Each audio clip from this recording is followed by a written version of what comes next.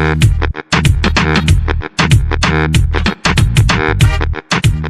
Back student in our channel ITI tutor. आज हम ITI के ऐसे टॉपिक को कवर करने जा रहे हैं जो ITI के इंजीनियरिंग एवं नॉन इंजीनियरिंग दोनों प्रकार के ट्रेडों के लिए महत्वपूर्ण है। जी हाँ, हम बात कर रहे हैं एम्प्लॉयबिलिटी स्किल्स सब्जेक्ट की।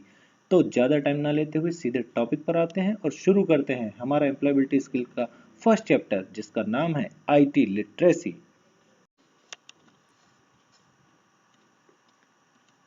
कंप्यूटर की पीढ़ी को मुख्य रूप से 5 पीढ़ी में वर्गीकृत किया जा सकता है। पहली पीढ़ी के कंप्यूटर 1946 से 1959 तक, दूसरी पीढ़ी के कंप्यूटर 1959 से 1965 तक, तीसरी पीढ़ी के कंप्यूटर 1965 से 1971 तक, चौथी पीढ़ी के कंप्यूटर 1971 से 1980 तक, पांचवी पीढ़ी के कंप्यूटर 1980 से अभी तक। यानी अभी वर्तमान में जो हम कंप्यूटर इस्तेमाल कर रहे हैं वे सभी पांचवी पीढ़ी के कंप्यूटर कहलाते हैं। फर्स्ट जनरेशन के जो कंप्यूटर्स थे जिन्हें सन 1946 से 1959 तक लिया गया है, वे सभी वैक्यूम ट्यूब पर आधारित थे। पहली पीढ़ी के कंप्यूटरों को मुख्य इलेक्ट्रॉनिक भाग के रूप में वैक्यूम ट्यूब का उपयोग किया गया था। मेमोरी डिवाइस के लिए पंच कार्ड और पेपर टेप का उपयोग किया गया था। भंडारण के लिए चुंबकीय ड्रम का भी उपयोग किया जाता था। उस समय स्मृति बहुत महंगी थी। प्रतिगणना इलेक्ट्रॉनिक समय जो था वो 0.1 मिलीसेकंड से लेकर के 1 मिलीसेकंड तक था। वे दो प्रकार की कंप्यूटर प्रोग्रामिंग भाषाओं, मशीन भाषा और असेंबली भाषा का उपयोग करते थे। पहली पीढ़ी के जो कंप्यूटर हैं उनमें से कुछ के नाम हैं ENIAC, UNIVAC, Mark 1, Mark 3, IBM 700 की सीरीज, IBM 701 की सीरीज, IBM 709 की सीरीज। जो फर्स्ट जनरेशन के कंप्यूटर की अभिलाक्षणिक क्षमताएं यानी कि कैरेक्टरिस्टिक्स और कैपेबिलिटी थी वो थी, अगर हम आकार की बात करें तो अपेक्षाकृत बड़ा आकार होता था। आकार एक कमरे के बराबर होता था। इनमें धीमी गति होती थी। ये केवल प्रति सेकंड में 100 निर्देश को ही फॉलो करते थे। लागत जो थी इस समय इनकी बहुत अधिक हुआ करती थी। भाषा ये केवल मशीनी और असेंबली भाषा ही समझते थे। इनकी विफलता दर, फेलियर रेट जो था वो बहुत अधिक था। ये प्रति सेकंड सर्किट की विफलता के कारण बहुत ही ज़्यादा परेशानी का कारण बनते थे। उच्च शक्ति की खपत और बहुत अधिक गर्मी उत्पन्न होती थी इनमें। फर्स्ट जनरेशन के कंप्यूटर के हार्डवेयर में जो डेवलपमेंट्स हुए तो उनमें सबसे पहले वैक्यूम ट्यूबों के आधार पर हुआ। दूसरा, इसमें चुंबकीय ड्रम का इस्तेमाल हुआ। चुंबकीय ड्रम और चुंबकीय टेप का इस्तेमाल द्वितीयक मेमोरी के रूप में हुआ। पंच कार्ड और पेपर टेप को इनपुट मीडिया के रूप में इस्तेमाल किया गया। पंच और मुद्रित रिपोर्ट जो थी वो आउटपुट मीडिया के रूप में इस्तेमाल किया जाने लगा।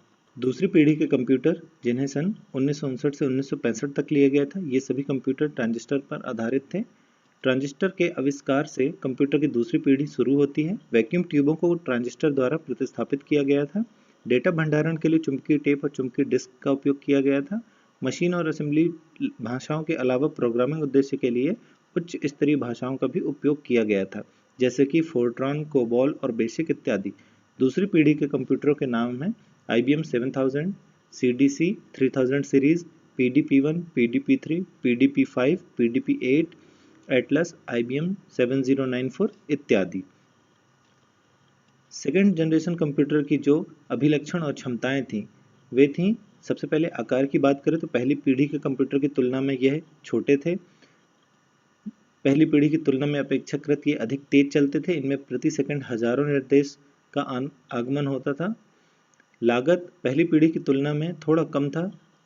इनमें असेंबली लैंग्वेज और उच्च स्तरीय भाषाएं जैसे फोर्ट्रॉन, कोबॉल, बेसिक इत्यादि प्रयोग की जाने लगी थी। विश्वसनीयता की बात करें तो अब इनमें प्रतिदिन सर्किट की फेलियर हुआ करती थी और ये अपेक्षाकृत पहली पीढ़ी के कंप्यूटर से कम बिजली की खपत किया करते थे। अगर हम सेकेंड जनरेशन कंप्यूटर के हार्डवेयर में डेवलपमेंट की बात करें तो ट्रांजिस्टर के आधार पर ये सारे कंप्यूटर बनाए गए थे। इनमें मुख्य मेमोरी चुंबकीय कोर की होती थी। द्वितीयक मेमोरी चुंबकीय टेप और चुंबकीय डिस्क की बनाई गई थी। इनपुट मीडिया जो थे वो छिद्रित कार्ड यानी कि पंच कार्ड हुआ करते थे।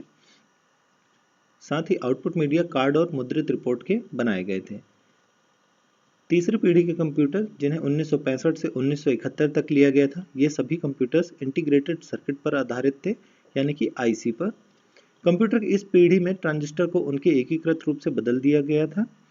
जिसे आईसी के रूप में जाना जाता है। इस पीढ़ी में मिनी कंप्यूटर पेश किए गए थे, मल्टीमीडिया प्रोग्रामिंग सुविधा विकसित की गई थी, साथ ही आकार, लागत और बिजली की आवश्यकता और गर्मी उत्पादन में भी इनमें कमी आई थी। इस पीढ़ी के कंप्यूटर में उच्च स्तरीय भाषाओं जैसे Fortran, COBOL, pascal, basic, ALGOL इत्यादि का उपयोग किया गया था। साथ ही कंप्यूटर की प्रोसेसिंग की जो गति और भंडारण क्षमता थी उसे भी बढ़ाया गया था।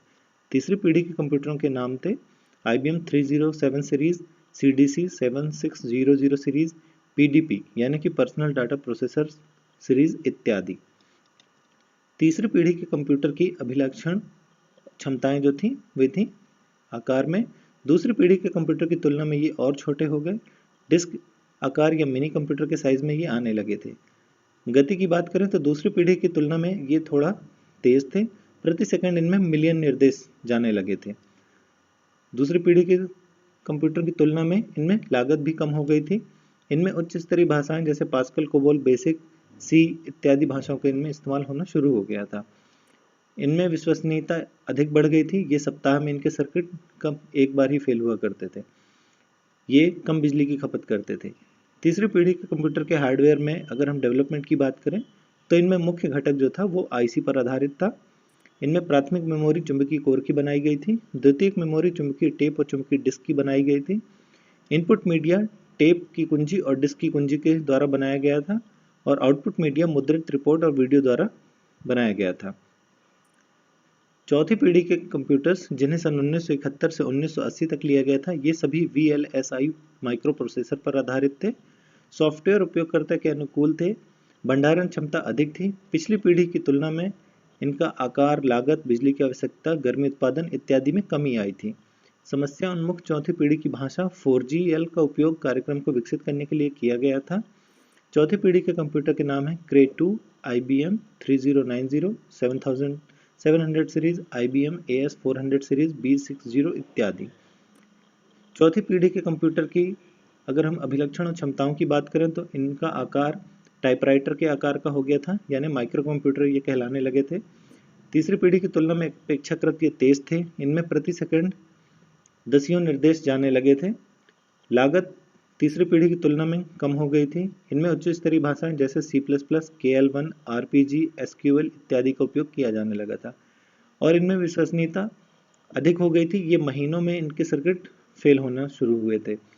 ये कम बिजली की खपत करते थे। अगर हम चतुर्थ पीढ़ी के कंप्यूटर के हार्डवेयर में डेवलपमेंट की बात करें तो इनके मुख्य घटक थे LSI सेमीकंडक्टर सर्किट, जिसे माइक्रो प्रोसेसर या चिप या VLSI द्वारा बनाया गया था। इनमें मुख्य मेमोरी के लिए रैम, रोम और कैश मेमोरी जैसे सेमीकंडक्टर मेमोरी को प्राथमिक मेमोरी के रूप में उपयोग किया जाता था। द्वितीयक मेमोरी के लिए इसमें चुंबकीय डिस्क, फ्लॉपी और ऑप्टिकल डिस्क इत्यादि का प्रयोग किया गया था। इसमें इनपुट मीडिया की बात करें तो कीबोर्ड का इस्तेमाल किया गया था और यदि आउटपुट मीडिया की बात करें तो वीडियो डिस्प्ले, ऑडियो प्रतिक्रियाएं और मुद्रित रिपोर्ट इत्यादि का इस्तेमाल किया गया था। पांचवी पीढ़ी के कंप्यूटर जो 1980 से लेकर के अब तक लगातार हम इस्तेमाल कर रहे हैं, वे सभी इसी पीढ़ी के कंप्यूटर कहलाते हैं। ये सभी कंप्यूटर जो है VLSI माइक्रो प्रोसेसर या AI आर्टिफिशियल इंटेलिजेंस पर आधारित थे। इन कंप्यूटरों में खुफिया गुणवत्ता, डिफ़ॉल्ट धारणाएं, निर्णय लेने की क्षमता आदि है। ज्ञान आधारित प्रणाली, निर्णय समर्थन प्रणाली विकसित की जाती है। रोबोट इस प्रकार की प्रणाली का सामान्य उदाहरण है। इस पीढ़ी में अनुसंधान और विकास अभी भी लगातार जारी है।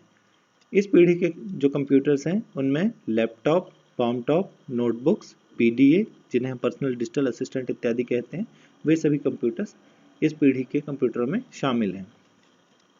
पांचवी पीढ़ी के कंप्यूटर की अगर हम अभिलक्षण और क्षमताओं की बात करें तो ये आकार में क्रेडिट कार्ड या माइक्रो कंप्यूटर कहलाए।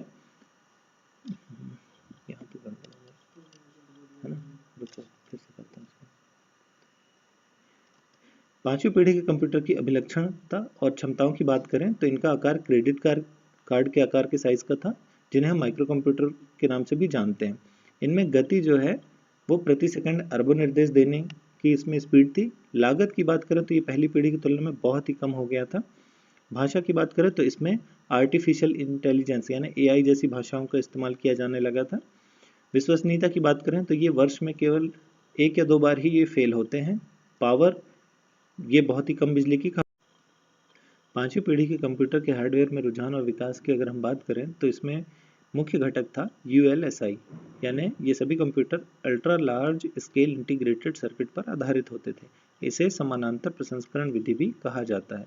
इसमें मेमोरी के लिए ऑप्टिकल डिस्क और मैग्नेटिक डिस्क का प्रयोग किया गया था। इनपुट मीडिया इसमें वॉइस इनपुट और टच इनपुट भी इंक्लूड किया गया है। आउटपुट मीडिया में ग्राफिक्स डिस्प्ले और वॉइस प्रतिक्रियाएं जैसी चीज़ों को इसमें आउटपुट के द्वारा दिया गया है। इसके जो उदाहरण हैं वो हैं लैपटॉप्स, पामटॉप्स, नोटबुक्स, PDA इत्यादि। अगर हम पांचवी पीढ़ी के कंप्यूटर जो कि वर्तमान पीढ़ी कंप्यूटर की कहलाती है की विशेषताओं की बात करें तो इसमें ULSI तकनीक यानी ultra large scale integration system पर काम किया गया है। इसमें सच्ची कृत्रिम बुद्धि का विकास यानी कि ट्रू आर्टिफिशियल इंटेलिजेंस का डेवलपमेंट किया जा रहा है। इसमें सुपर कंडक्टर तकनीक में उन्नति की गई है।